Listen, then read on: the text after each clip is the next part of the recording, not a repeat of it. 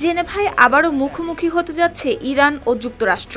আন্তর্জাতিক সংবাদ মাধ্যম রয়টার্সের প্রতিবেদনে বলা হয়েছে, আগামী ২৬ ফেব্রুয়ারি বৃহস্পতিবার সুইজারল্যান্ডের জেনেভায় নতুন দফার বৈঠক অনুষ্ঠিত হবে। রোববার সামাজিক যোগাযোগ মাধ্যম এক্সে দেওয়া এক পোস্টে বিষয়টি নিশ্চিত করেন ওমানের পররাষ্ট্রমন্ত্রী বদর আল বুসাইদি। তিনি আশা প্রকাশ করে বলেন, পারমাণবিক ইস্যুতে একটি চূড়ান্ত সমঝোতার দিকে এগোনোর মতো ইতিবাচক অগ্রগতি হতে পারে। রয়টার্স আরও জানায়, আলোচনার মূল ইস্যু থাকবে ইরানের ইউরেনিয়াম সমৃদ্ধকরণ কর্মসূচি, পরমাণু স্থাপনার স্বচ্ছতা এবং যুক্তরাষ্ট্রের আরোপিত অর্থনৈতিক নিষেধাজ্ঞা প্রত্যাহার। দীর্ঘদিন ধরে এই বিষয়গুলো দুই দেশের সম্পর্ককে উত্তপ্ত করে রেখেছে।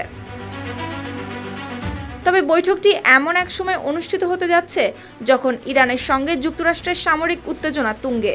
দেশটিতে হামলার জন্য মধ্যপ্রাচ্যে সামরিক শক্তি বৃদ্ধি করেছে ওয়াশিংটন। অন্যদিকে পাল্টা হামলা করতে নিজেকে প্রস্তুত রেখেছে ইরানও। শুক্তি রায়, RTV।